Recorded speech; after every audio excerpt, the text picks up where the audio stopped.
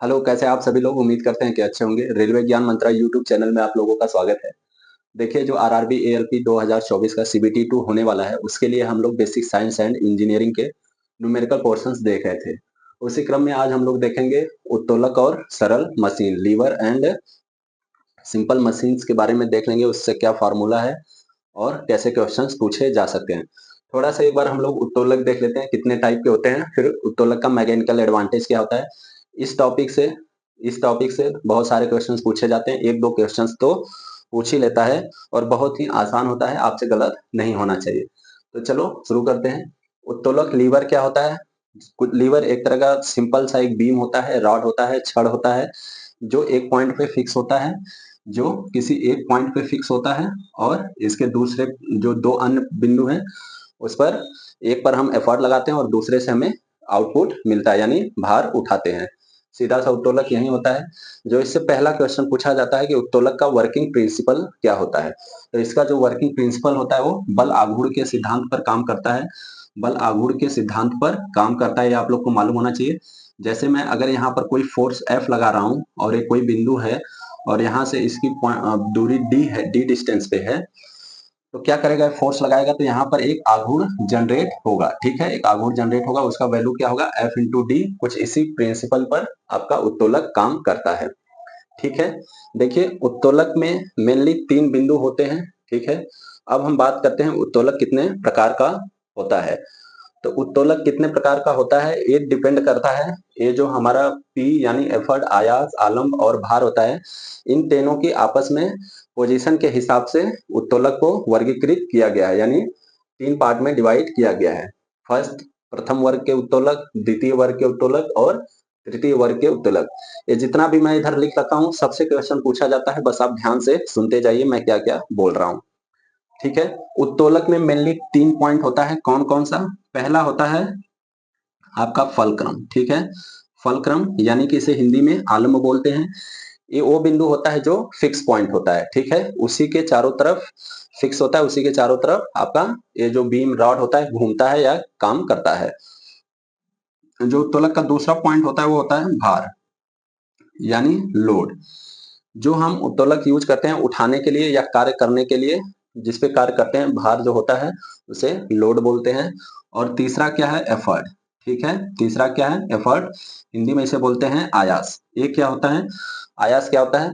इस भार को उठाने के लिए जो हम एफर्ट लगाते हैं, इस भार को उठाने के लिए जो हम एफर्ट लगाते हैं उसे ही आयास कहते कहते हैं। और लोड, एफर्ट और आपका जो भार है, यानी आयास और भार के रिलेटिव पोजीशंस के आधार पर ही हम उत्तोलक को तीन पार्ट में हम डिवाइड किए हैं। ठीक है, तो चलिए यहाँ पर जो मैं लिख रखा हूं, देखिए, प्रथम वर्ग का उत्तोलक, द्वितीय वर्ग का उत्तोलक एंड तृतीय वर्ग का उत्तोलक।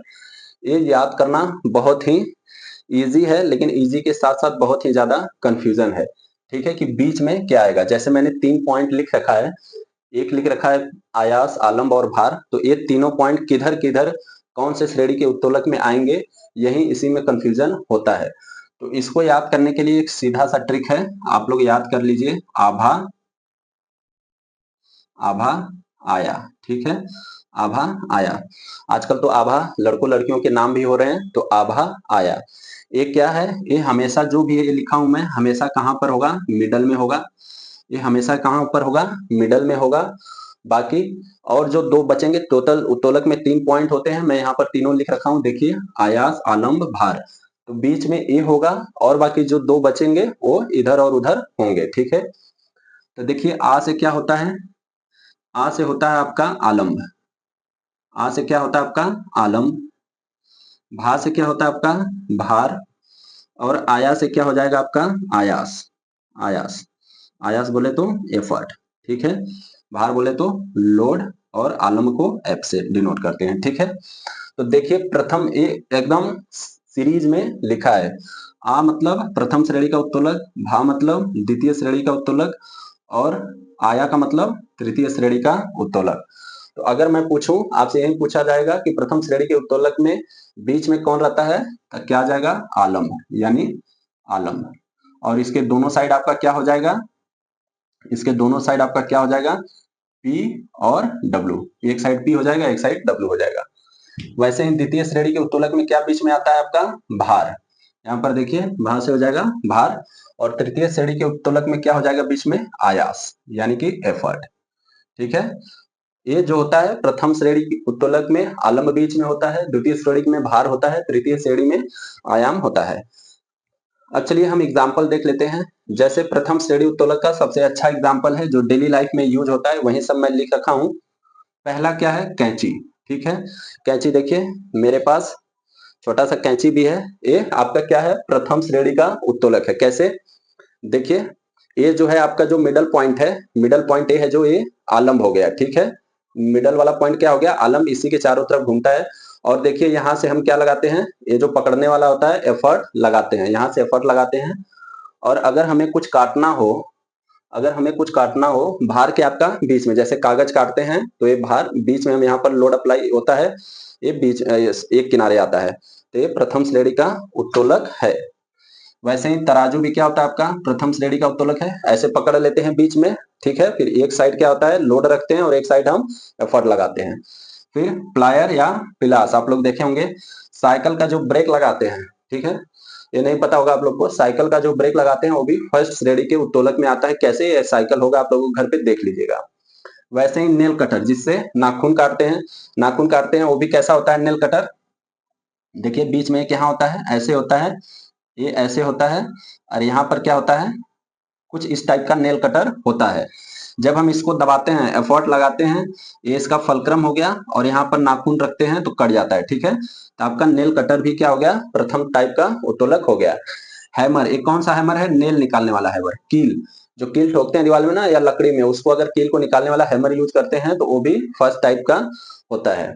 उसके बाद द्वितीय श्रेणी का उत्तोलक देख लेते हैं। इसमें क्या होता है लोड बीच में होता है, जैसे कूड़ा उठाने वाली गाड़ी आप लोग देखे होंगे कैसे रहता है, यहाँ पर एक व्हील लगा रहता है और यहाँ पर कुछ बॉक्स टाइप रहता है, इसमें कूड़ा भरते हैं और एक आदमी इसको पकड़ के चलता है। तो देखिए इसका लोड क्या है, भार क्या है बीच में है, इधर फिक्स होता है, एफ इधर हो गया, एफर्ट यानी बल हम इधर से लगाते हैं, एफर्ट इधर लगाते हैं, तो ये कूड़ा गाड़ी हो गया।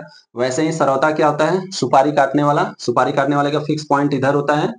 ठीक है, और यहाँ पर एक ब्लेड लगा रहता है, यहाँ पर सुपारी रख के हम जब इसको दबाते हैं तो कटता है सुपारी सरौता। तो यहाँ पर भी देखिए हम लोड बीच में ही हमारा। वैसे ही नींबू निचोड़ने वाली मशीन देखे होंगे आप लोग। सबसे अच्छा एग्जांपल है ट्रॉली बैग। ट्रॉली बैग भी आपका क्या है द्वितीय श्रेणी का उत्तोलक है। जो आजकल लोग इधर जब ट्रेवल करते हैं तो छोटा सा ट्रॉली बैग लिए रहते हैं, वो भी द्वितीय श्रेणी का उत्तोलक है। कैसे, देखिए यहाँ पर क्या है, ये व्हील लगा रहता है। ठीक है, फिर यहाँ पर आपका ट्रॉली लगा रहता है और यहाँ पर ट्रॉली का हैंडल लगा रहता है। तो इसको आप पकड़ के खींचते हैं तो ये हो गया एफर्ट। ये व्हील क्या हो गया आपका फलक्रम का काम करता है, और ये जो यहाँ पर स्पेस रहता है आप अपना लगेज रखते हैं सामान, तो ये क्या हो गया द्वितीय श्रेणी का उत्तोलक हो गया। वैसे ही बॉटल ओपनर, जब आप बियर शियर पीने जाते हैं या कोल्ड ड्रिंक्स पीने जाते हैं, बॉटल वाली कोल्ड ड्रिंक्स, तो उसका ढक्कन ओपन करने के लिए बॉटल ओपनर होता है, वो भी सेकेंड श्रेणी उत्तोलक होता है।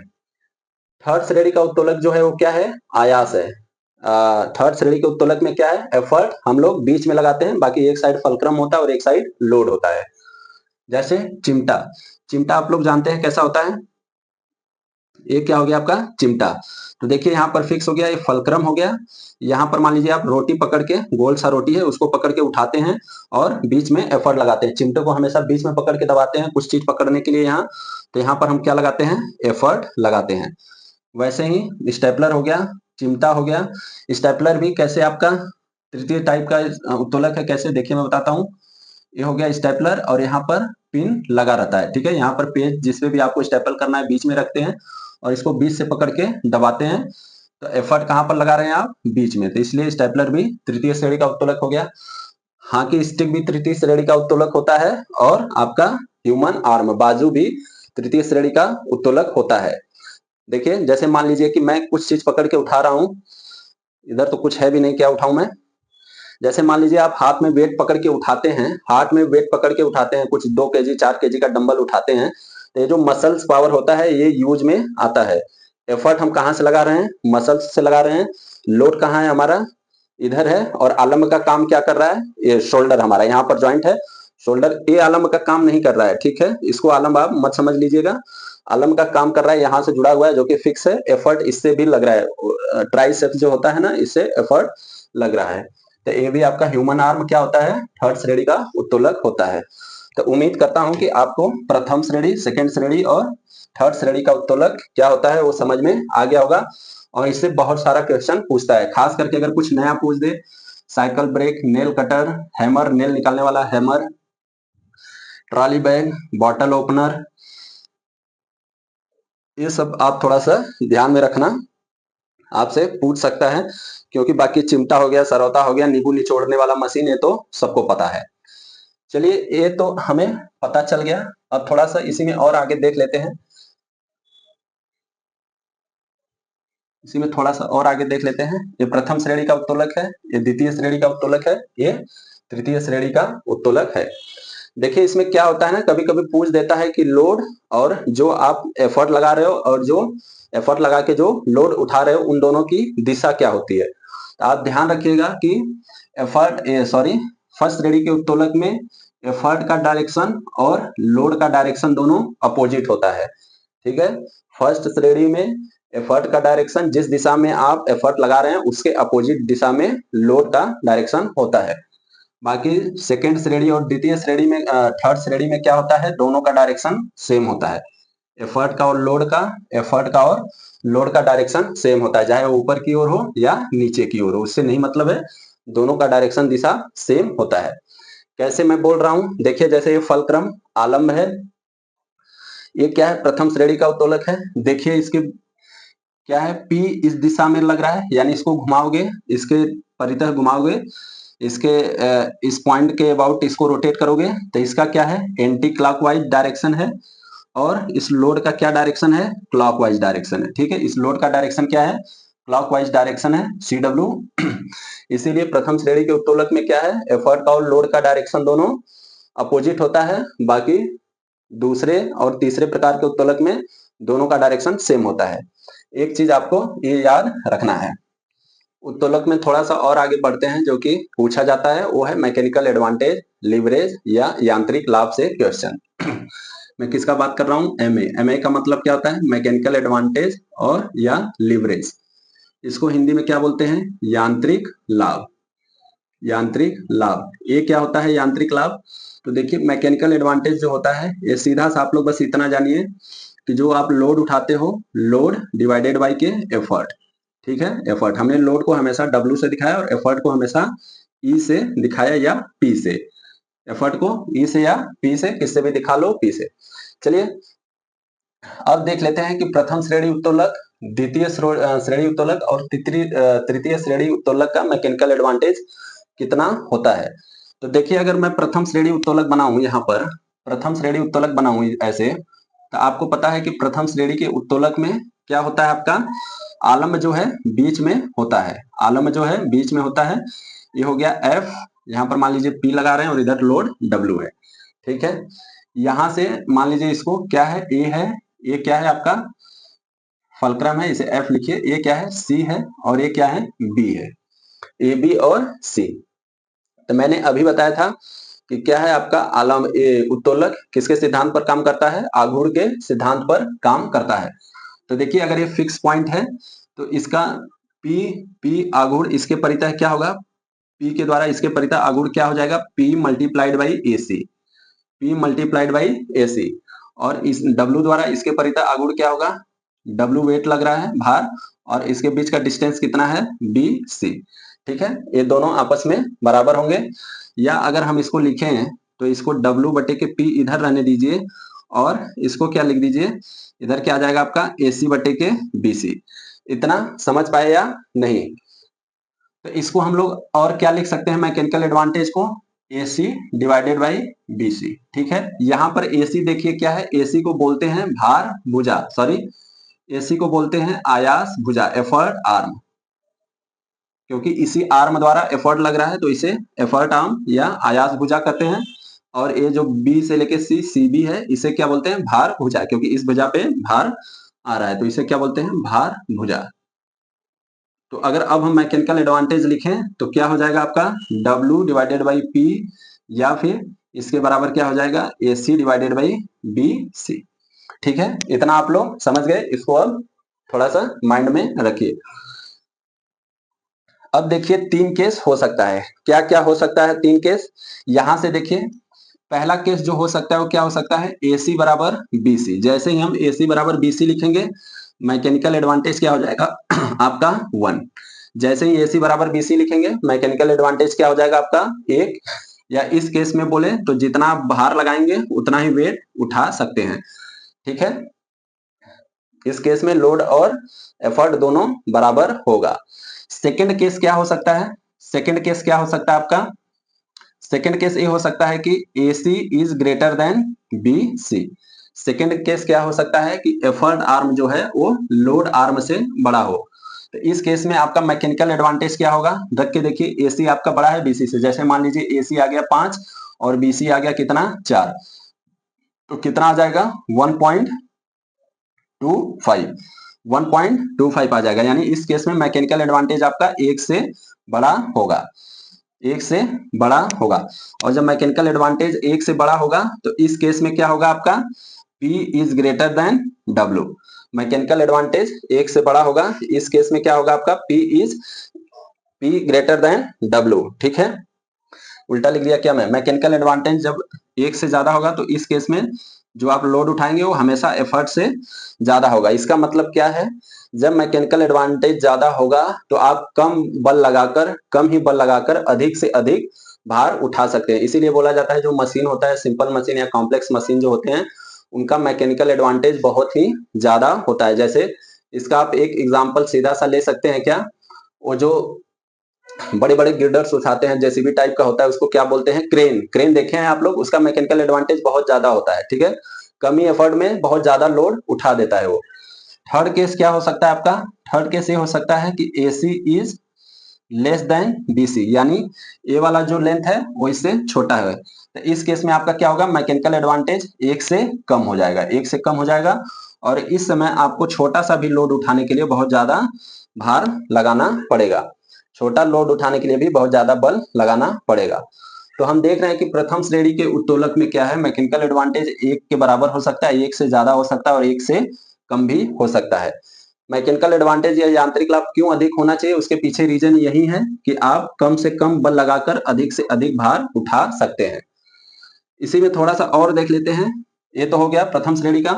द्वितीय और तृतीय श्रेणी के उत्तोलक में सेम टू सेम आप ऐसे ही आघूर्ण का सिद्धांत लगाकर निकाल सकते हैं। मैं आपको डायरेक्ट बता दे रहा हूं, द्वितीय श्रेणी के उत्तोलक में मैकेनिकल एडवांटेज हमेशा 1 से ज्यादा होता है। यानी 1 से ज्यादा होता है तो इसका क्या मतलब है, अधिक से अधिक लोड आप कम बल में उठा सकते हैं। और तृतीय श्रेणी के उत्तोलक में हम देखेंगे मैकेनिकल एडवांटेज हमेशा 1 से कम होता है। इसका मतलब क्या है कि आपको अधिक प्रयास लगाना पड़ेगा, कम कार्य के लिए भी अधिक बल लगाना पड़ेगा।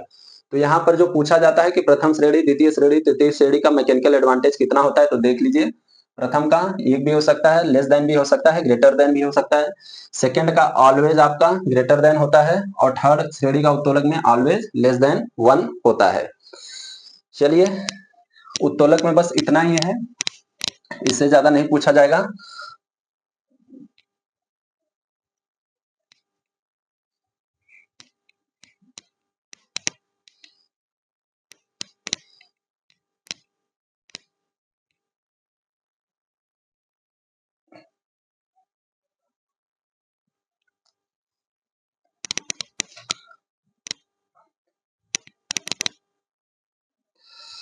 अब देख लेते हैं हम सिंपल मशीन।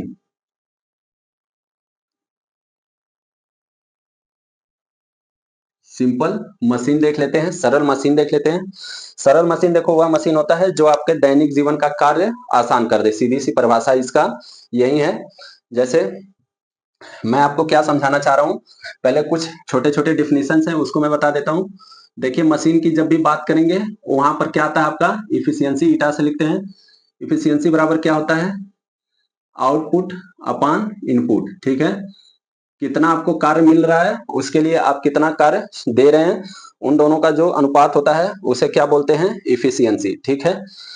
तीसरा, दूसरा जो डिफिनेशन इसमें यूज आएगा वो क्या होगा, मैकेनिकल एडवांटेज।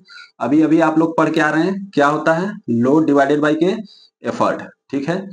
और तीसरा जो है इसमें क्या होता है, वेलोसिटी रेशियो, वेगानुपात, वेलोसिटी रेशियो वेगानुपात, वो क्या होता है, वो होता है आयास भुजा, ठीक है, आयास भुजा डिवाइडेड बाई भार भुजा।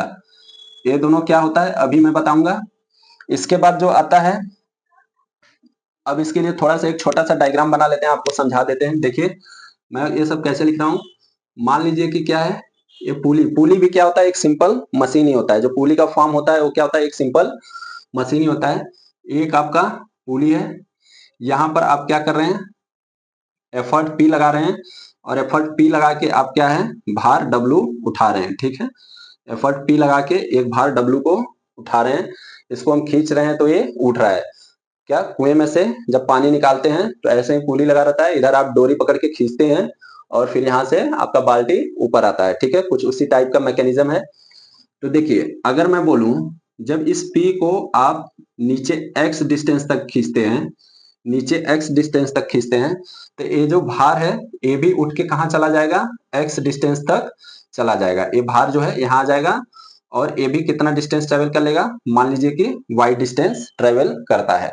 इस केस में x इक्वल टू वाई ही होगा, क्योंकि जितना इधर आएगा, जितना आप खींचेंगे उतना इधर से उठेगा। फिर भी मान लीजिए x और y है। तो इस केस में जैसे मान लीजिए इनपुट एनर्जी, आप कितना एनर्जी लगा रहे हैं, इनपुट एनर्जी आप कितना कार्य कर रहे हैं, ठीक है, कितना कार्य कर रहे हैं इस बाल्टी को खींचने के लिए, तो P इंटू के एक्स, इनपुट एनर्जी क्या हो जाएगा, P इंटू के एक्स, और इससे आपको मिल कितना रहा है, आउटपुट एनर्जी। तो देखिए आउटपुट एनर्जी मिल रहा है कितना, आउटपुट एनर्जी कितना मिल रहा है, W इंटू के W इंटू के वाई, ठीक है, W इंटू के वाई। मैं ये कहना चाह रहा हूं कि आप इतना बल लगा रहे हैं, इतना फोर्स लगा रहे हैं, इतना एनर्जी सप्लाई कर रहे हैं, तो इसके बदले में आपको इतना कार्य मिल रहा है, W इंटू के वाई। सीधी सी बात यही है। अब देखिए यहाँ पर आयास भुजा क्या होता है, मैंने यहाँ पर लिख रखा है आयास भुजा। तो आयास भुजा यही होता है, जितना आप इसको खींचे वही आयास भुजा होता है, यानी x हो गया, और ये भार भुजा, जितना ये ऊपर उठा यही क्या हो गया आपका भार भुजा। इसको और अच्छे से समझने के लिए फिर से वही वाला हम उत्तोलक में ही चलते हैं। देखिए ये आपका क्या है, फलक्रम है, ये P है और ये W है, ठीक है। एफर्ट से लेके फलक्रम तक जो भी डिस्टेंस होता है उसे क्या बोलते हैं, आयास भुजा, और फलक्रम से लेके भार तक का जो भी डिस्टेंस होता है उसे ही भार भुजा बोलते हैं। अब ये आपको ज्यादा समझ में आएगा आयास भुजा और भार भुजा क्या होता है। एफर्ट जहां लगा रहे हैं वहां से लेके फलक्रम तक के बीच का दूरी आयास भुजा, और फलक्रम से भार तक का दूरी भार भुजा कहते हैं, ठीक है। इतना आपको समझ में आ गया। तो अभी हमने आपको यहाँ पर output energy divided by input energy, efficiency क्या होता है, दक्षता क्या होता है, आप कितना बल कितना कार्य कर रहे हैं और उसके बदले में कितना आपको मिल रहा है, उन्हीं दोनों का अनुपात क्या होता है, इफिशियंसी। तो देखिए यहाँ से आउटपुट एनर्जी क्या है आपका, W इंटू के वाई, और इनपुट एनर्जी कितना आप ऊर्जा सप्लाई कर रहे हैं, P इंटू के एक्स। इसको हम क्या लिख सकते हैं, W इंटू के P डिवाइडेड बाई एक्स बटे के वाई, यानी कि W अपान P क्या हो जाएगा, ये देखिए मैंने Y को X के नीचे ला दिया है। W अपान P कहाँ है आपका, ये रहा, क्या है, मैकेनिकल एडवांटेज होता है, और x अपान वाई क्या होता है आपका, वेलोसिटी रेशियो, वेलोसिटी रेशियो। तो ये आप रिलेशन याद रख लेना, इफिशियंसी का रिलेशन क्या होता है, mechanical advantage divided by velocity ratio भी होता है। इफिशियंसी का एक फॉर्मूला ये भी होता है, mechanical advantage divided by velocity ratio.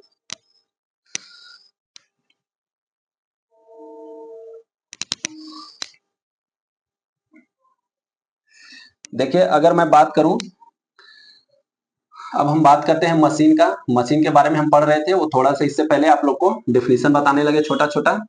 देखिए मशीन दो प्रकार की होती है, एक क्या होता है आपका आइडियल मशीन, और एक क्या होता है प्रैक्टिकल मशीन, वास्तविक मशीन या प्रैक्टिकल मशीन।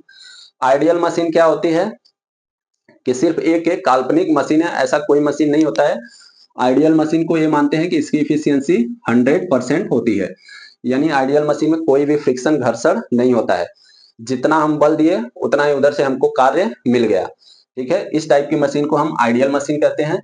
और प्रैक्टिकल मशीन दो तरह की होती है, एक क्या होता है रिवर्सिबल, एक रिवर्सिबल मशीन होता है और दूसरा इरिवर्सिबल होता है।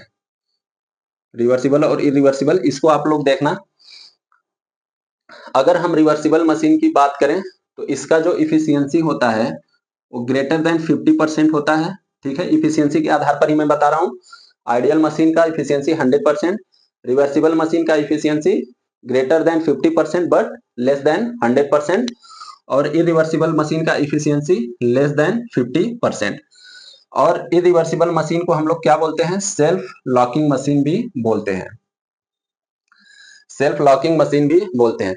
ये रिवर्सिबल इरिवर्सिबल मशीन क्या है? जैसे अभी मैं पुली एक बनाया था कि जैसे मान लीजिए ये आपका पुली है, कुएं में से आप क्या है बाल्टी में पानी भर के आप लोग निकाल रहे हैं और यहाँ से आप खींच रहे हैं इसको। ठीक है, इधर आप पी लगा रहे हैं और ये डब्लू है इधर। तो देखिए रिवर्सिबल और इरिवर्सिबल मशीन क्या होता है आपका।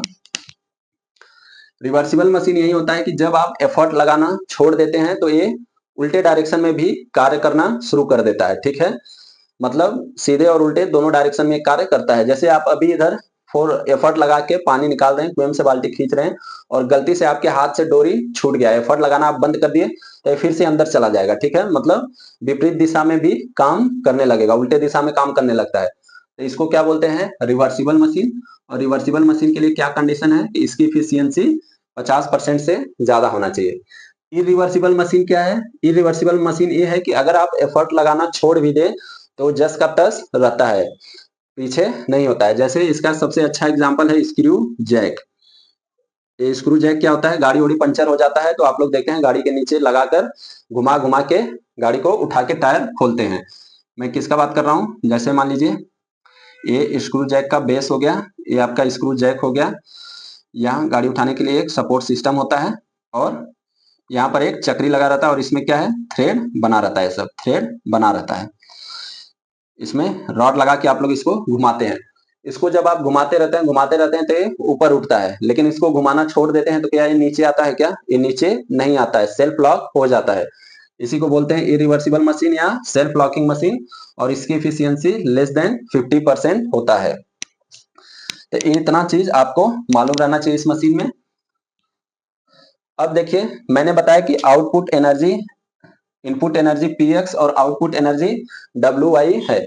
अगर मान लीजिए हम फ्रिक्शन को जीरो कर देते हैं, ठीक है, फ्रिक्शन को अगर हम जीरो ले लेते हैं तो ये वाला केस आ जाएगा। इस केस में क्या हो जाएगा आपका? Input energy equal to output energy. Input energy equal to output energy करेंगे तो इफिशियंसी आपका 100% आ जाएगा। लेकिन रियल सिचुएशन में ऐसा कुछ भी संभव नहीं है। आइडियली ये पॉसिबल है, बाकी प्रैक्टिकली ये पॉसिबल नहीं है। तो यहाँ पर अगर हम फ्रिक्शन को काउंट करते हैं कि फ्रिक्शन होगा कितना आपका, क्योंकि कुछ ना कुछ तो घर्षण जरूर होता है। तो देखिए फ्रिक्शन जो होता है वो output energy minus input energy minus output energy. Friction वही होता है कि जितना हम बल लगा रहे हैं उतना हमें कार्य नहीं मिल रहा है, तो कहीं ना कहीं कुछ कार्य, कहीं ना कहीं कुछ बल चला जा रहा है, नुकसान हो रहा है, उष्मा के रूप में परिवर्तित हो जाता है वो। तो कितना होता है? Input energy minus output energy.